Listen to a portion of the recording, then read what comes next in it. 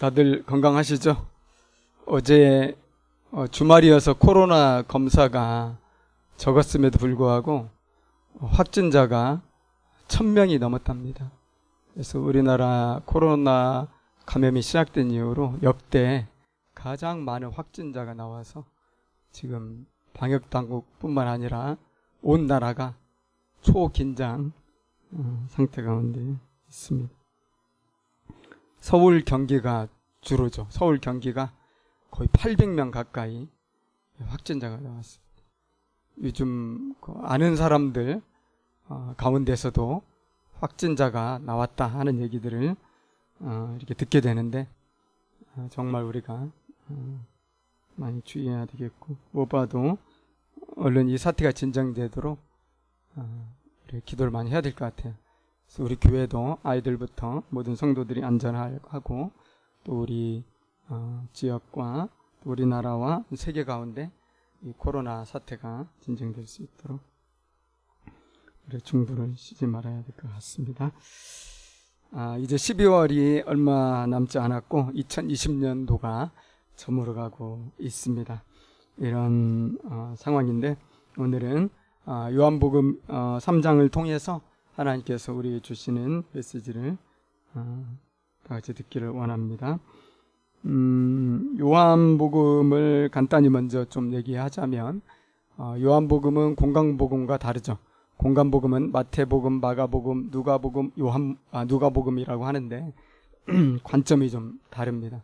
특별히 요한복음은 그 기록한 목적을 분명하게 밝히고 있습니다. 그래서 다른 복음서들과 같이 예수님의 그 공생애를 그냥 시간별로 또 사건별로 이렇게 다루는 것이 아니라 분명한 목적을 가지고 그 목적에 맞게 배열하고 또 쓴 것이 바로 사도 요한에 의한 요한복음입니다. 그래서 다른 복음서들과 좀 이제 구별이 되는 거죠. 여러분, 요한복음을 사도 요한이 왜 썼을까요? 요한복음 20장 30절과 31절을 보면 그래서 분명히 이야기하고 있습니다. 예수께서 제 아들 앞에서 이 책에 기록되지 아니한 다른 표적도 많이 행하셨으나 오직 이것을 기록함은 너희로 예수께서 하나님의 아들 그리스도이심을 믿게 하려 함이요 또 너희로 믿고 그 이름을 힘입어 생명을 얻게 하려 함이니라. 예수님께서 행하신 일이 너무나 많아서 사실을 다 기록할 수 없다는 거예요. 그런데 특별히 요한복음을 기록한 이유가 딱 하나 있는데 그것은 예수가 하나님의 아들 그리스도다, 이것을 증거하고 이것을 증거함으로 사람들이 이 예수를 믿어서 생명을 얻게 하고자 이 요한복음을 썼다. 아주 목적이 분명하죠. 여기서 생명은 뭘까요? 생명은 우리가 흔히 알고 있는 영생입니다. 결국은 예수 그리스도를 믿고 하나님 아버지께로부터 돌아와서 영원한 생명을 얻게 하고자 이 요한복음을 썼다는 것이 사도 요한의 확실한 증거라고 볼 수 있습니다. 영생이죠. 그래서 요한복음의 주제는 어떻게 영생을 얻나, 또는 어떻게 우리가 이 선물을 받을 수 있나 하는 거라고 할 수가 있습니다. 영생에 대한 설명을 잠깐 하고 넘어가면 좋을 것 같습니다. 여러분, 영생이 뭡니까? 영생이 무엇이라고 생각합니까? 영원히 사는 겁니까? 그렇죠. 영원히 사는 거겠죠. 우리 이 땅에서 짧게 살다가 죽어야 되고 영원히 멸망을 당해야 맞는데 우리가 영원히 살 수 있는 길이 열렸다. 일단 우리가 그렇게 이해를 이렇게 하게 되지만 그 이해를 좀 더 넘어설 필요가 있는 것 같습니다. 그래서 영생하면 우리는 대부분 그렇게 생각하잖아요. 뭐 죽어서 천국 가는 것처럼, 죽어서 천당 가는 것처럼 예수 믿고 내가 영원히 산다, 이 차원으로 대단히 개인적이고 자기중심적인 어떤 구원관이다 이렇게 얘기를 할 수 있을 것 같아요. 근데 영생은 좀 그런 의미를 훨씬 뛰어넘는 것입니다. 일단 영생은 우리는 영원한 생명 얻는다 이렇게 생각하기 쉽고, 그런데 잠깐 생각해 보면 너무 단편적인 이해다 이런 생각이 드네요. 왜냐하면 여러분, 천국, 다시 말해 하나님의 나라, 하나님의 나라에는 시간이 있습니까 없습니까? 하나님의 나라에는 시간이 없습니다. 그래서 주님 말씀하셨잖아요. 하나님은 하루를 천년같이, 성경에 나오기를 우리 주님은 천년을 하루같이 여기고 하루를 천년같이 여긴다. 시간이 초월된 곳이 하나님의 나라입니다. 이 땅은 시간이 너무 중요하죠. 우리가 늙어가니까. 그러나 영원한 하나님 나라가 우리 가운데 와서 새하늘 새 땅이 이루어지고 우리가 그 나라에서 본격적으로 살게 될 때는 더 이상 시간이 필요 없어요. 아마 시기에 우리가 하나님 나라 이 땅이 이루어질 때 먼저 사라질 것 중에 하나가 시계다 이렇게 생각이 들어요. 다시 시간 볼 일 없습니다. 벽시계, 손목시계, 우리 이게 가장 중요한 건데 의미가 없어요. 그러니까 영원한 시간이라는 것도 어떻게 보면 의미가 없는 거예요. 왜냐하면 시간 개념이 사라지는 거죠. 그래서 영생은 어떤 시간적 이 차원이라기보다는 우리가 어떻게 이해해야 되냐면 관계적 차원으로 여러분 영생을 이해해야 됩니다. 영원한 생명이라는 건 뭐냐? 하나님과 새로운 관계에 들어가고 예수님과 새로운 관계에 들어가고 성령님과 새로운 관계에 들어가고 삼위일체 영원토록 계셨던 그 하나님과 내가 인격적 관계를 맺고 그 안에서 삶을 누리는 거, 이것이 영생이라는 거죠. 관계적으로 우리가 이해가 필요하고요. 그래서 요한복음 17장 3절에 보면 영생에 대해서 정의를 해놨어요. 영생은 뭐냐? 우리는 그냥 예수 믿고 천국에서 영원히 산다 이렇게 보통 이해하기 쉬운데 주님은 그렇게 말씀 안 하셨어요. 요한복음 17장 3절에 영생은 곧 유일하신 참 하나님과 그의 보내신 자 예수 그리스도를 아는 것이다 이렇게 말했어요. 삼위 하나님을 우리가 똑바로 알고 그 암 속에서 그 생명을 체험하는 거, 날마다 누리는 거, 이것이 영생이라는 거죠. 그래서 안다 이 말은 헬라어로 기노스코인데 렌스키라는 신학자가 이렇게 이야기했어요. 여기서 기노스코는 체험적인 지식을 의미하며 본절에서 하나님과 예수 그리스도를 동시에 수식하는 말로 사용됨으로써 예수와 하나님의 인격적 하나됨을 증거한다 이렇게 말했는데 이게 옳다 그렇게 생각합니다. 영생은 그저 예수 믿고 영원히 사는 걸 말하는 걸 훨씬 뛰어넘어서 하나님과 예수님과 성령님과 완전한 교제로, 아름다운 사랑의 교제로, 아름다운 인격적인 교제로 우리가 들어가는 것이고요. 그리고 이 교제가 예수 믿는 모든 사람들과 함께 더불어 확장돼 가는 걸 의미하죠. 그래서 영생은 결국은 굉장히 개인주의적인 게 아니라 사회적인 것이고 공동체적인 것이고 함께의 의미가 있는 것을 우리가 알게 돼요. 하나님의 나라 안에서 우리가 서로 사랑하는 주님의 몸된 우주적 교회를 이루는 것이, 이것이 영생이고, 이 영생은 이 땅에서부터 시작이 되는 거예요. 죽어서 시작되는 게 아니고요. 이 땅에서 예수를 믿음으로써 우리는 영생을 하나님의 생명으로 우리가 하나님과 예수님과 성령님 그리고 동일하게 예수 믿는 형제자매들과 함께 아름다운 사회를 이루어 가는 것이 영생의 본질이다. 우리가 그렇게 이해할 수 있겠습니다. 그래서 사도 요한은 이 영생을 이 땅에 소개할 뿐만 아니라 이 영생을 선물로 주시고자 하시는 하나님의 사랑을 너무나 증거하고 싶어서 요한복음을 그렇게 썼다는 거죠. 그래서 이 요한복음의 주제는 생명이 없는 자들이 어떻게 생명을 얻을 수 있는가? 그거죠. 이 세상은 생명이 없는 세상이잖아요. 영생이라는 건 이 세상에 없는 개념이에요. 하늘로부터 오는, 하나님께로부터 오는 그 개념이죠. 그것을 주려고 예수님 오셨고 우리 예수 그리스도를 믿음으로 우리는 그 선물을 누릴 수 있으니까 온 세계 죄와 사망 가운데 죽어가는 이들에게 이 생명을 선물로 받으라고 그 뜨거운 사랑의 마음과 자비의 열정을 가지고 자기 일생을 들였을 뿐만 아니라 이 요한복음을 쓰고 있는 거죠. 그런데 요한복음 3장이 바로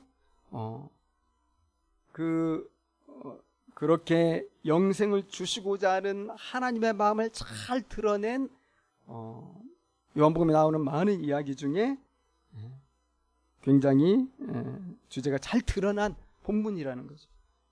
그래서 니고데모 우리 잘 알잖아요. 예수님과 니고데모의 대화의 주제가 뭐냐? 결론이 뭐냐? 그것은 영생이라는 거죠. 그래서 오늘 보면 15절에 그를 믿는 자마다 영생을 얻게 하려 하심이라. 16절에 그를 믿는 자마다 멸망하지 않고 영생을 얻게 하려 하심. 17절에 그로 말미암아 세상이 구원을 받게 하려 하심이라. 이 구원도 영생과 같은 개념이죠. 결국은 예수님께서 니고데모와의 대화 속에서 이 성경을 읽는 모든 독자들에게 이 영생을 설명하고 이 영생을 받아서 멸망하지 않기를 바라는 그 뜻을 확실하게 증거하고 계시는구나 알 수가 있습니다. 자, 그러면 우리 니고데모를 한번 보면 좋겠어요. 니고데모라는 사람이 예수님께 찾아왔잖아요. 3장 1절에 보면 바리새인 중에 니고데모라는 사람이 있으니 이는 유대인의 지도자라 그랬습니다. 바리새인은 우리가 잘 아는 것처럼 아주 정말 우리만 하나님을 경건하게 믿고 따르는 정말 율법에 충실한 하나님의 자녀들이라는 이런 확고한 신념을 가지고 모인 하나의 파라고 할 수 있고 그 바리새파에 속한 사람들이 바리새인인데 여러분 굉장히 엘리트 집단입니다. 이스라엘 그 당시 한 50만 명 됐다고 그래요. 이 50만 명 중에서 이 바리새인이 되는 것은 굉장히 특별한 6천 명 정도가 이 바리새파에 속하는 거예요. 이거 퍼센테이지로 따져보세요. 굉장한 엘리트, 유대인이라고 다 바리새인이 아니고 이 바리새파에 들어야 되는 거죠. 근데 니고데모가 그런 6천 명 중에 드는 엘리트였고요. 이 사람이 더 두드러진 것은 유대인의 지도자라는 거죠. 평범한 바리새인이 아니에요. 리더십을 가진 종교 지도자.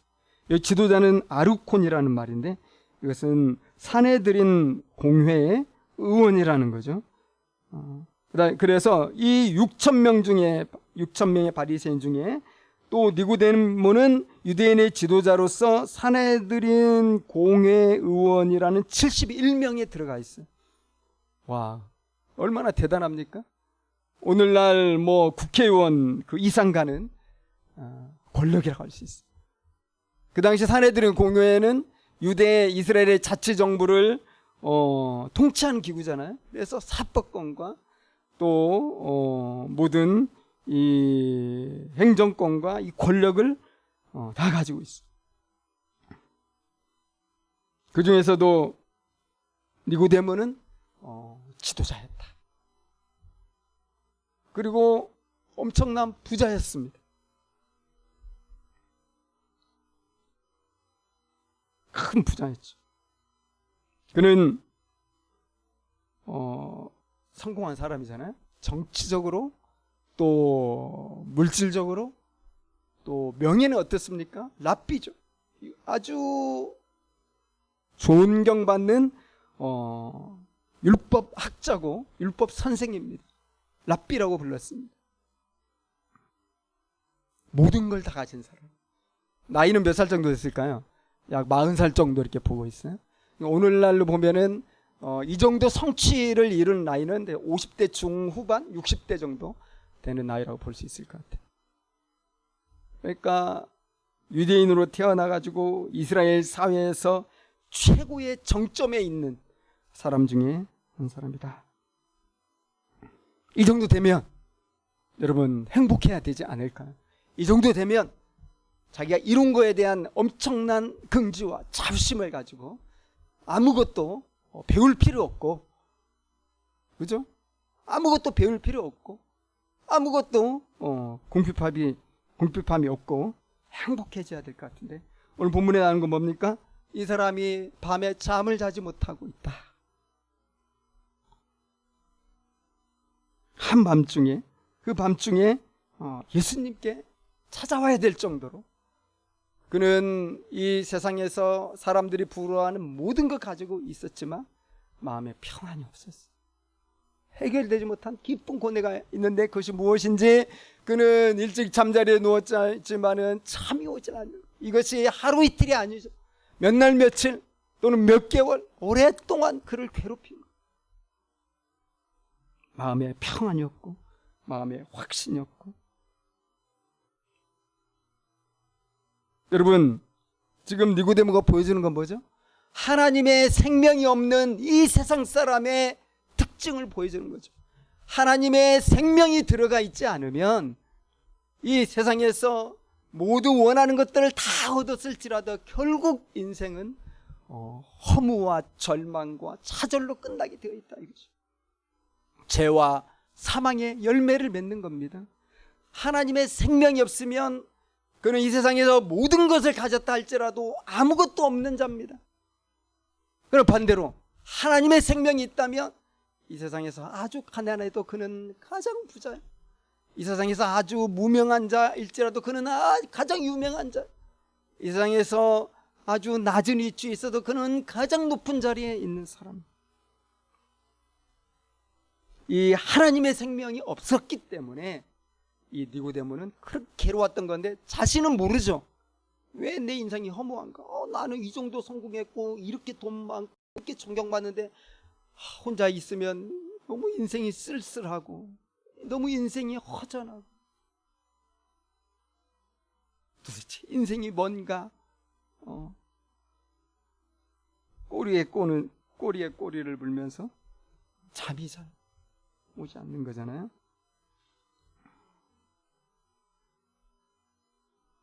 이 사람이 밤에 찾아온 이유는 남의 눈을 피하기 위해서가 맞는 것 같아요.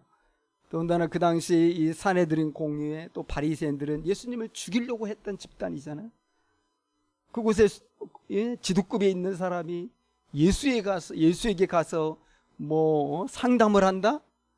또 대화를 요청한다? 이건 정말 반역가 하는 것이고 있을 수 없는 거잖아요. 아마 그런 것들을 좀 피하고 싶었지 않았나 이런 생각이 들어요. 밤중에 가지고 이렇게 얘기했어요. 우리가 당신은 하나님께로부터 오신 선생인 줄 압니다. 굉장한 인식이잖아요. 하나님께로부터 오신 선생이다. 그리고 뒤에 보면 랍비다 이렇게 부르는데, 하나님이 함께 하시지 아니하시면 당신 행하신 이 표적을 아무도 알 수 없어. 자기가 정말 존경받는 랍비지만 예수님은 완전 자기들과는 유가 다른 랍비라는 거예요. 왜냐하면 내가 볼 때 당신은 엄청난 기적과 이적을 베푸는데 그것만 이렇게 바라볼 때 당신은 보통 사람이 아니다. 하나님께로부터 온 사람이 틀림없다. 이때 예수님 나이는 이제 30 여세잖아요. 자기 본인보다 훨씬 어린 청년인데 이 중년의 니고데모가 겸손하게 예수님 인정. 그렇게 한 이유는 뭐죠? 표적 때문에 그래요. 이 표적은 아무도 할 수 없는 표적이다. 오늘 2장에 보면 무슨 표적이 나오죠? 가나 혼인잔치 표적이 나오죠. 그리고 성전 청소하는, 성전을 정화하는 이런 사건이 나오고요. 사실 가나 혼인잔치는 다른 복음서에 보면 예수님이 첫 번째 행한 기적으로 나오잖아요. 가나에서. 근데 성전을 정결케 한 것은 예수님이 예루살렘 입성하시고 나서 했던 걸로 사복음서에 다 나오고 다른 복음서에 다 나오거든요. 결국은 지금 이 니고데모가 관찰했던 예수님의 표적은 그냥 짧은 한두 개가 아니라 예수님의 공생애에 걸쳐서 있었던 대부분의 표적을 관찰했다고 우리가 볼 수가 있는 거죠. 그래서 요한복음은 시간 순서별로 기록한 게 아니에요. 아까 말씀드린 대로 영생이라는 것을 주제로 해서 사도 요한이 요한복음을 기록한 거라는 거죠. 이런 표적을 보니까 이거는 하나님 아니면 할 수 없다, 이런 기록. 그런데 거기까지만 얘기했는데 3절을 보니까 예수님이 답을 합니다. 진실로 진실로 내게 이르노니 사람이 거듭나지 아니면 하나님의 나라를 볼 수 없느니라. 이거 뭡니까? 이 니고데모가 묻지는 않았지만 또 물었어도 생각될 수가 있어요. 묻지는 않았지. 예수님은 그 니고데모의 이 속을 다 알고 계시는 분이잖아요. 그래서 이미 알고 답을 주시는 것입니다. 니고데모의 딜레마를 잠깐 생각해 보면 이겁니다. 그 표적을 보면 예수님은 하나님께로서 온 선생이 분명한데 니고데모가 해결할 수 없는 이 난제가 뭐냐면, 그런데 그 놀라운 기적을 행하시는 하나님께로부터 온 것 같은 특별한 랍비인데 이 예수가 바로 이 전에 보니까 성전을 청소하고, 말이 청소지 거기서 막 회방을 일으킨 거 아니에요? 회방을 일으키고 어떤 막 혁명적인 태도를 보인 거잖아요. 이게 바리새인 입장에서 보면 이게 정말 이해할 수 없는 문제다 이거죠. 여러분, 그 당시에 6월절이었고 그 당시 성전에는 수십만 명이 회로부터 들었거든요.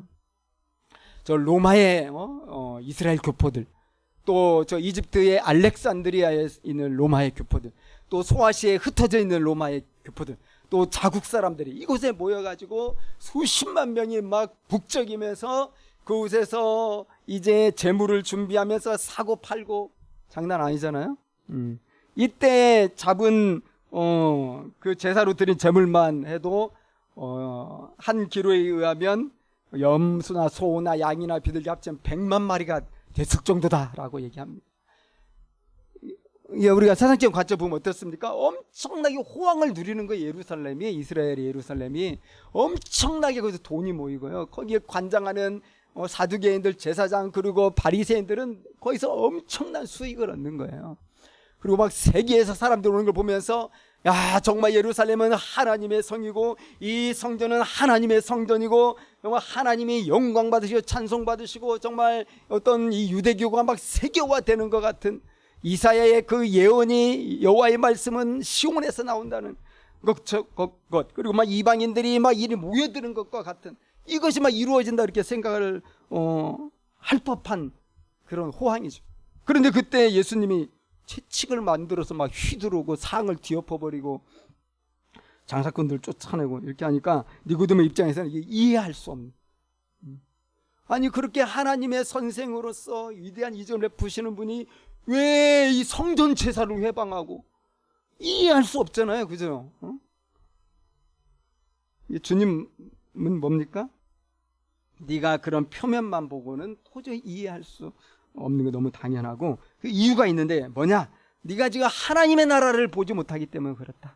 하나님의 나라를 보게 되고 하나님의 나라에 네가 들어왔다면 너는 그 모든 일이 일관성 있는 걸 알게 될 것이고 그 모든 것에 하나님의 뜻이 있는 걸 알게 될 텐데, 네가 하나님의 나라에 지금 들어와 있지 않고 네가 눈은 떴으나 하나님 나라를 볼 수 없기 때문에 지금 내가 하는 이 모든 걸 네가 이해를 할 수가 없다, 주님 말씀하시는 거죠. 그러면서 이 하나님 나라를 보려면 거듭나야 된다. 거듭난다는 게 뭡니까? 우리는 본 어게인 알잖아요. 조금 더 정확한 표현은 from heaven입니다. 이 하늘로부터 다시 태어난 걸 말하는 거죠. 그냥 단순히 두 번 태어난 이런 측면을 넘어서서 하늘로부터, 위로부터, 이 말은 다 무슨 말이냐면 하나님의 절대 주권에 의해서 우리가 다시 태어나야만 하나님의 나라를 볼 수 있다는 거죠. 니고데모가 의아해가지고 어떻게 두 번 태어날 수 있나 이런 얘기 했지만 여기 진리가 있죠. 태어난다는 거예요. 두 번 태어나야 된다. 그러면 예수님은 하나님의 나라에 들어가려면 거듭나고 위로부터 태어나야 되는데 어떻게 태어난다는 얘기입니까? 과정을 얘기합니다. 물과 성령으로 태어나는 거예요. 여러분, 물과 성령으로 태어나는 게 뭘까요? 여러분은 물과 성령으로 태어났습니까? 물로 태어나고 성령으로 태어나고. 여기에 대한 뭐 여러 가지 해석이 있는데, 이 물을 세례 요한의 물 세례다, 회개의 세례다 이렇게 얘기하는 경우도 있고요. 또 이 물은 곧 하나님의 말씀이다. 그래서 말씀과 성령으로 태어나야 된다 이렇게 얘기하기도 있고요. 이렇게 얘기하기도 하고요. 여러 가지 얘기들이 있지만은, 그러나 이제 여기 논쟁할 건 없고요. 다 뭐 어느 정도 다 맞아요. 맞는데 확실한 한 가지 뭐냐면 성령입니다. 그래서 원래 물과 성령이라는 이 접속사가 헬라어에서 즉 이꼬울로도 쓰인다 이거죠. 그래서 이렇게도 해석이 가능하다는 거예요. 물, 즉 성령으로 나지 아니하면 하나님 나라에 들어갈 수 없다. 그래서 우리가 그냥 한마디로 성령으로 나야 된다 이렇게 얘기하면 크게 문제가 없을 것 같습니다. 사실 뒤에도 계속 그 얘기예요. 6절에도 보면 영으로 난 건 영이다, 성령을 이야기합니다. 그리고 8절도 이야기합니다. 성령으로 난 사람이 다 이렇다 이야기합니다. 또 우리 잘 아는 로마서 8장에도 보면 성령으로 나야 날 때 우리가 하나님을 아버지라고 부른다. 성령으로 거듭난다는 것을, 그러니까 우리가 위로부터 다시 태어난다는 건 뭐냐면 여러분, 성령으로 거듭난다는 걸 의미하는 거죠. 그래서 육으로 난 건 육이요, 영으로 난 건 영이다. 그래서 이건 완전히 차원이 다른, 다시 말해 이 3차원의 세계가 아니고 새로운 4차원적인 새로운 차원, 하나님의 차원의 생명이다. 그러니까 이 생명은 어떻습니까? 이 땅에 우리의 수고와 노력과 우리의 열정과 우리의 헌신과 이것으로는 절대로 우리가 다시 태어날 수 없다는 걸 말하는 거예요. 그러니까 니고데모로서는 좀 당황스러운 거예요. 니고데모는 이 땅에서 모든 성취를 이룬 사람이에요. 그리고 자신은 이제 모든 율법을 지킬 뿐만 아니라 또 그 본이 되는 삶을 살았고요.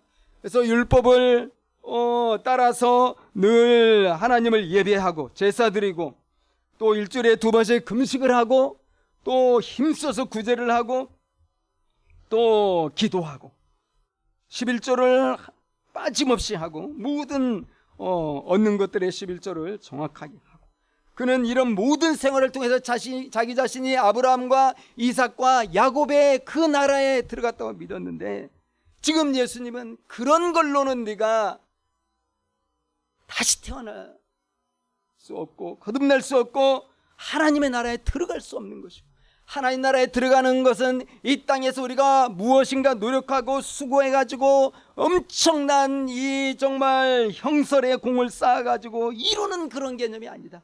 우리의 노력과는 티끌만큼은 상관이 없고 하늘로부터 그 생명이 임할 때 태어날 수 있다. 이것이 여러분 예수님의 말씀이잖아요. 그래서 바람을 예로 들었어요. 바람이 부는데 이것이 어디서 왔다 어디로 가는지 너무 알지 못하지 않냐. 여러분, 바람이 불었다는 것은 우리는 뭘로 아냐면 현상을 통해서 안다 이 말이죠. 이것이 동풍이었는지 이것이 서풍이었는지, 나뭇잎이나 깃발이 움직일 때 이 바람이 어디서 불어서 어디로 가는구나 우리가 알 수 있단 말이죠. 그러니까 우리가 다시 태어나고 거듭나고 그래서 하나님 나라에 들어가는 것은 매우 매우 신비한 일이고 이해되지 않는 것이고요. 그것은 그런 예측할 수 없는 것인데 성령으로 태어나기 때문에 그렇다는 거예요. 이 세상에 우리가 하는 모든 일을 우리가 계획을 세울 수가 있어요. 모든 일을 우리가 플랜을 짜고 노력하면은 어느 정도 다 성취할 수 있어요. 그런데 성령으로 태어나는 것은 내가 할 수 있는 일이 아무것도 없어요. 그러니까 여러분, 이것이 우리가 그런 성령을 받았다면 얼마나 놀라운 선물이냐. 이거 축복 중에 축복이다. 값으로 살고 노력으로 사는 게 아니에요. 그래서 우리가 뭐 구원에 대한 얘기하지만 언제 구원받을지 아무도 몰라요. 또 구원을 받기 위한 어떤 1단계, 2단계 해가지고 10단계가 있고 그 단계를 넘으면 구원을 이룬다, 이런 것도 없어요. 정말로 신비로 하나님의 절대 주권의 역사, 제가 최근에 이런 진실로 그렇구나. 성령으로 거듭나는 것이 이렇게 신비롭구나. 이렇게 갑작스러운 거구나. 이걸 다시 한번 깨닫게 됐는데요. 유튜브 이제 설교 영상이 많은데 상당히 잘 알려진 유튜브 그 설교하는 목사 중에 한 사람이 조정민이라는 이런 목사님이 있어요. 그 베이직 교회를 하시는 분인데 원래 미국에서 교회를 굉장히 성공적으로 하다가 정말 신앙생활 이런 거 아니다. 굉장히 회의감을 품고 우리나라에 와서 정말 기본을 잘 가르치는 교회, 또 기본이 확실한 성도들이 돼야 된다. 이런 확신이 있어가지고 교회 이름을 베이직이라고 해요. 그리고 성경을 강의하는데 많은 사람들이 그 성경을 듣더라고요. 근데 이 목사가 어떻게 거듭났나 이것을 이제 그의 이야기를 통해서 듣게 되었는데 MBC 기자였고요. 그리고 IMBC 사장까지 했을 정도로 아주 탁월하게 성공적인 삶을 살았던 사람이에요. 근데 그 기자가 되기 위해서 막 새벽 4시 다시 일어나서 이렇게 일에 정말 말하자면 일 중독처럼 해서 열심히 살았던 사람. 근데 그의 연애 얘기가 뭐냐면 그가 연애를 했는데 모태신앙을 가진 자매님하고 연애를 했는데 너무 예쁘고 착하고 그래서 자기가 너무 사랑해가지고 하루에도 4번씩 이렇게 연애를 만나서 연애를 할 정도로 푹 빠져. 그래서 결혼했는데 여러분이 자매님이 모태신앙인데 불신자 결혼하겠어요? 그러니까 약속을 했죠. 결혼하면 같이 교회 가는 걸로 절대까지 약속하고 결혼했지만 우리 남자들 잘 알잖아요. 남자들의 속성 다 거짓말이죠. 결혼하고 한 번도 교회에 가지 않고 오히려 13년 동안 핍박을 했어. 네가 왜 교회 가서 헌금하냐? 네가 왜 시간을 거기 가서 다 보내냐? 그런데 오늘 보니까 자기 아내가 새벽마다 교회 간다고 가는 거예요. 근데 자기가 아는 자기 아내는 맨날 늦잠 자는 아내거든요. 되게 게으르게 생각했어요. 왜냐면 자기는 새벽 4시면 출근하잖아, MBC로. 근데 자기 아내는 자고 있단 말이에요. 그러니까 굉장히 게으른 여자다 이렇게 생각하고 있었는데 오늘부터 자기 아내가 막 새벽에 일어나서 교회 간다고 가는 거야. 그 생각이 어떤 생각이 들었냐면 이거 분명히 바람난 거다.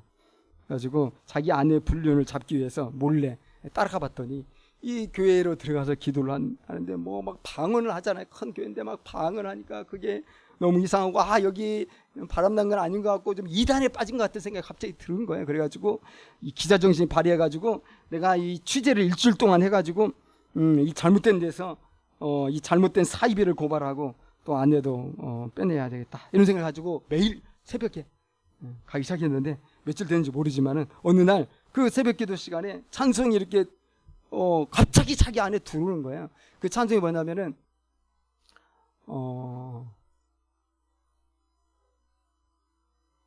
너 예수께 조용히 나와 내 모든 무거운 짐 내려놓고 이것이 자기 심장에 박히는 그러면서 자기가 그동안 얼마나 무거운 짐을 지고 인생을 살아왔는지가 막 한순간에 떠오르면서 눈물이 폭포수처럼 떨어지고 그 시간이 바로 이로부터 거듭난 거예요.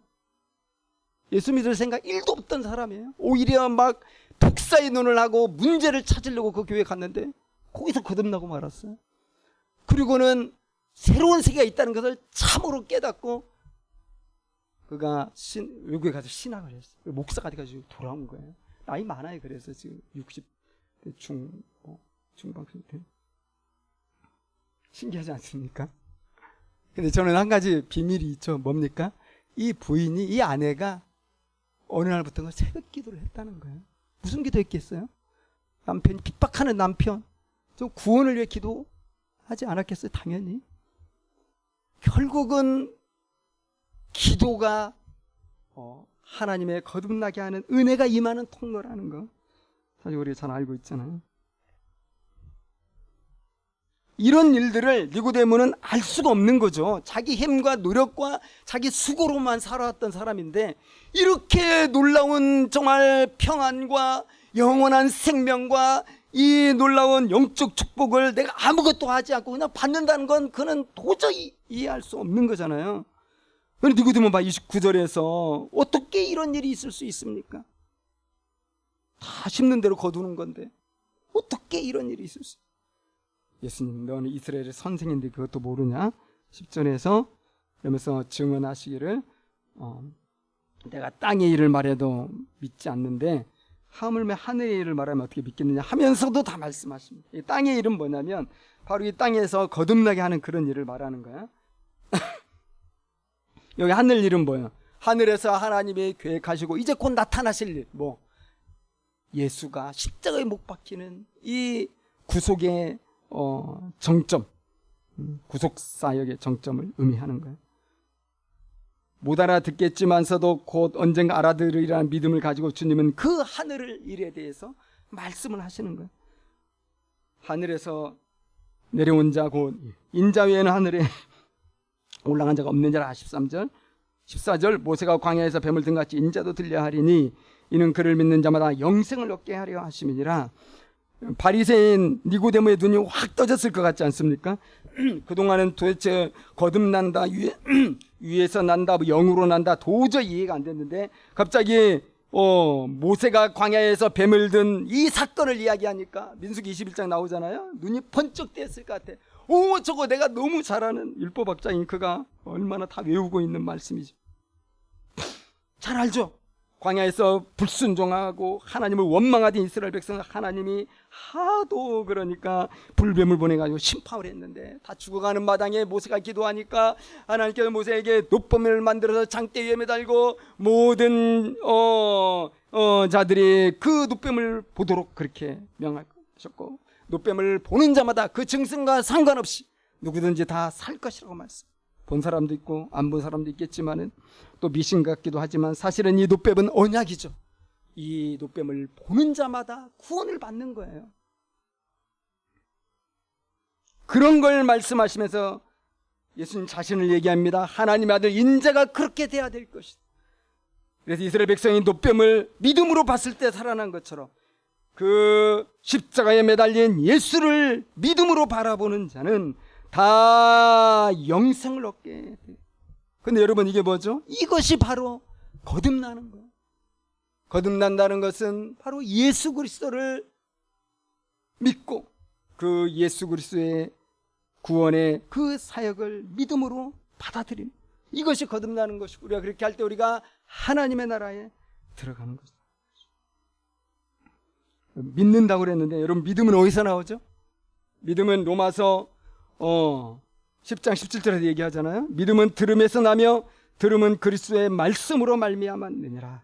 그래서 거듭나는 성령의 역사가 일어나는 데 있어서 가장 중요한 것이 기도와 함께 그가 어떻게든 말씀을 듣도록 하는 거죠.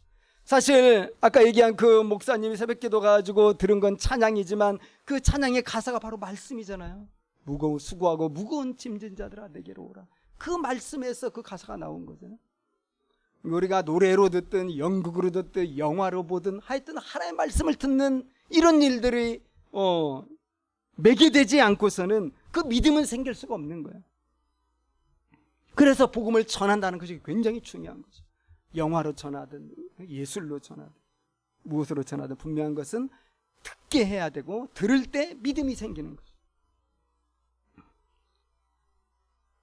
그러면서 주님은 너무나 잘하는 말씀 하시잖아요. 하나님이 세상을 이처럼 사랑하사 독생자를 주셨으니 이는 그를 믿는 자마다 멸망하지 않고 영생을 얻게 하려 하십니다. 이 독생자는 그냥 외아들 이 차원을 조금 넘어서고요. 좀 의미가 있잖아요.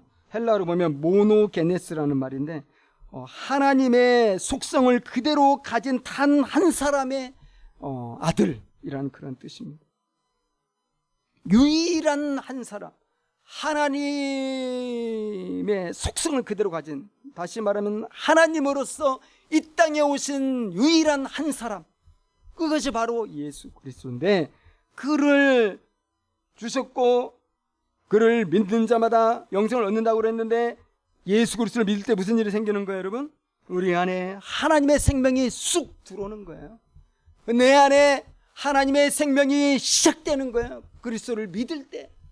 그것이 바로 영생의 시작이에요. 하나님이 우리 아버지가 되는 것이고 예수님이 우리 구주가 되시고 성령님이 늘 나와 동행하시는 하나님이 되시고, 그래서 우리에게 영생이 시작되는, 여전히 부족할지라도 그는 이미 영생을 가진 하나님이세요. 하나님과 교제하고 성도들과 교제하고 이 사회 속에 하나님의 정의와 사랑을 퍼뜨린 그런 사명을 가지고 살아가게 되는 영생이 사람이죠. 그래서 예수님이 계속 이야기합니다. 그 영생을 주고자 하는 것이 바로 하나님이 아들을 보내신 가장 중요한 이유라는 거죠. 하나님이 그 아들을 세상에 보내신 것은 17절 세상을 심판하려 하심이 아니요 오직 그로 말미암아 세상이 구원을 받게 하려 하심이 그를 믿는 자는 심판을 받지 아니하는 것이요 믿지 아니하는 자는 하나님의 독생자의 이름을 믿지 아니함으로 벌써 심판을 받은 것이니라.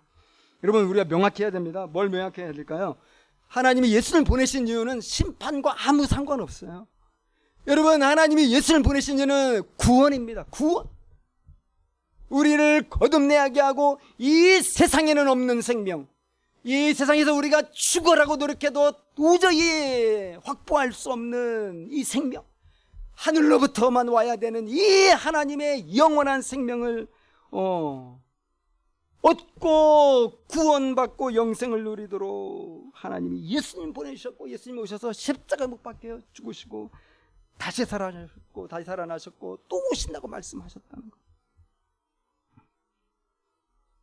왜 심판이 아닙니까? 놀랍게 오늘 말씀 보니까 벌써 심판이 됐다는 거예요. 18절 하나님의 독생자 이름을 믿지 아니하는 건 벌써 심판을 받은 거다. 이 땅에서 권력과 돈과 섹스와 온갖 쾌락을 탐닉하며 행복하고 즐겁게 인생을 만끽하며 살아가는 낮이나 밤이나 쾌락적으로 살아가는 낮이나 밤이나 이 만물을 숭배하며 치열하게 살아가는 이 사람들은 너무 불쌍한 사람들, 이미 그의 심판의 상태, 하나님의 생명을 알지 못해. 마지막 날 주님이 심판으로 선다는 것은 그동안 이루어졌던 심판을 정리하는 차원이지 이미 심판은 이루어진 거예요. 그래서 말센 겁니다. 그래서 이제 예수님의 그 높이 들리신 장대와 같은 십자가 앞에서 두 부류의 사람이 나타납니다. 20절에 악을 행하는 자, 21절에 진리를 따르는 자입니다. 악을 행하는 자마다 빛을 미워하여 빛으로 오지 아니하나니 이는 그 행위가 드러날까 하며 진리를 따르는 자는 빛으로 오나니 이는 그 행위가 하나님 안에서 행한 것임을 나타내려 함이니라. 왜 하나님께 나오기 싫어합니까? 왜 예수님 앞에 나오기 싫어합니까? 왜 엎드리는 걸 그렇게 싫어합니까? 예배에 나오는 걸 왜 이렇게 싫어합니까? 오늘 분명히 예수님은 그가 악을 행하기 때문이다. 그리고 악을 행하는 자로서 하나님 앞에 나올 때 자기의 죄가 다 까발릴 것이 두려우니까 그 두려운 마음과 공포감 때문에 자기는 인지하지 못했을지라도 본능적으로 느끼는 이 부담감 때문에 왠지 모를 이 거꾸러움 때문에 하나님 앞에 나올 수 없다는 거예요. 예배드리러 나올 수 없다는 거예요. 그러나 진리를 따르는 자는 어떻습니까? 그 행위가 하나님 안에서 행한 것임을 오히려 드러내기 위해서 그는 할 수만 있으면 하나님 앞에 나오려고 했습니다. 할 수만 있으면 하나님 앞에 나오려고 했습니다. 예배드리러 나오려고 그렇게 힘쓰고 기도하기 위해서 그렇게 애쓰고, 왜? 그는 진리를 따르는 자이기 때문에 주님 앞에서 위로받고 싶은 거예요. 주님 앞에서 정말 이 눈물 주님이 닦아주시는 거, 그 사랑을 경험하고 싶은 거예요. 또 형제 자매들로부터 격려를 받고 싶은 거죠. 그래서 빛으로 오는 것을 즐거워해요. 여러분, 이렇게 해서 예수님과 니고데모의 대화가 끝나게 되는데, 니고데모는 어떻게 됐습니까? 오늘 본문에는 명확히 나오지 않지만 우리 잘 아는 것처럼 요한복음에 니고데모는 두 번 더 등장합니다. 한 번은 이제 바리새인들이 이 예수님을 붙잡아서 이제는 죽이려고 그의 부하들을 예수님이 사역하는 현장에 보내가지고 책을 잡아서 예수님을 붙잡아라 그랬죠.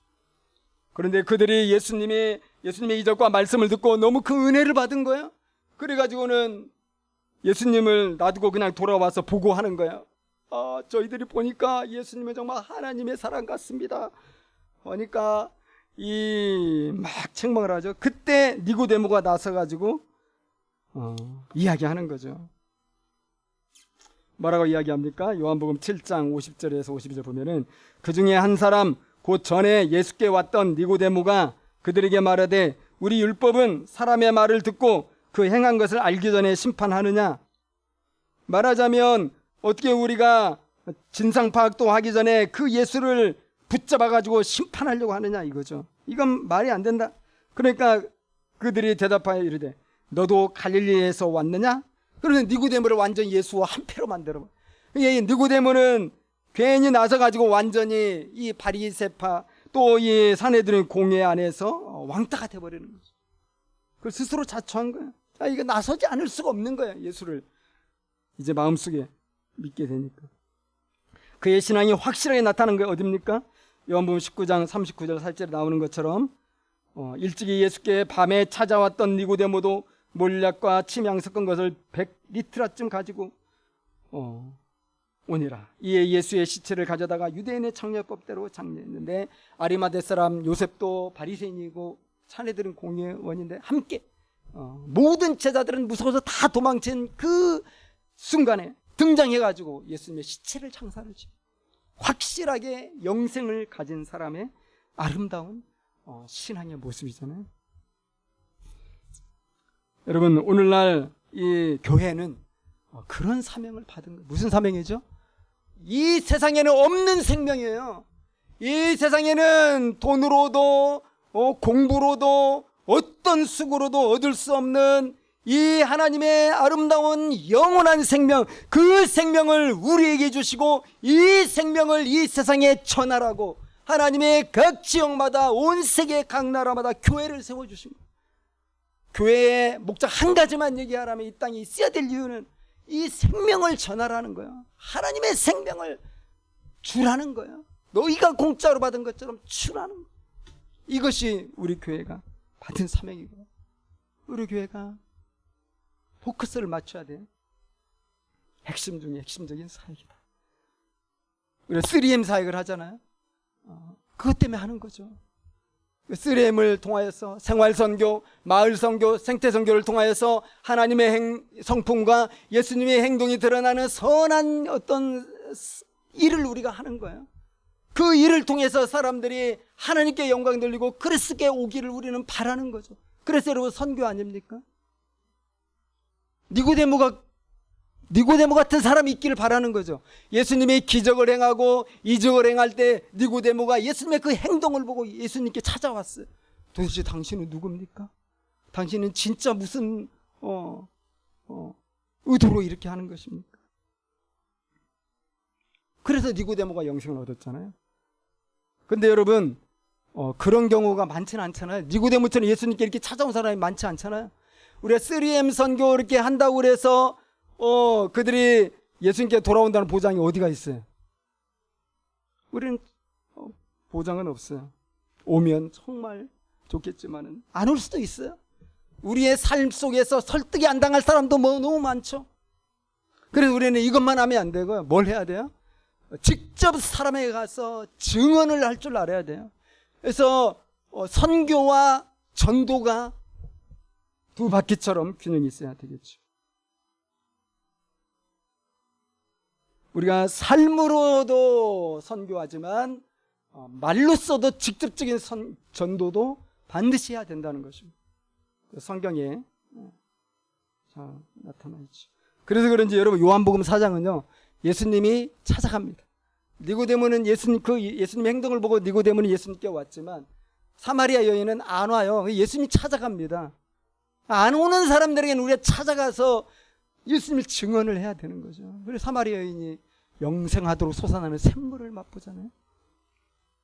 그러나 여러분 2021년을 앞두고 있는데 우리 교회가 정말 이 아름다운 영생의 복음을 힘써서 증거하고 죽어가는 세상에 정말 이 세상에는 없는 그 아름다운 생명 증거하는 일에 즐겁게 지나갔으면 좋겠습니다. 오늘 그런 마음으로 설교했고요. 우리 다 같이 한번 기도하겠습니다.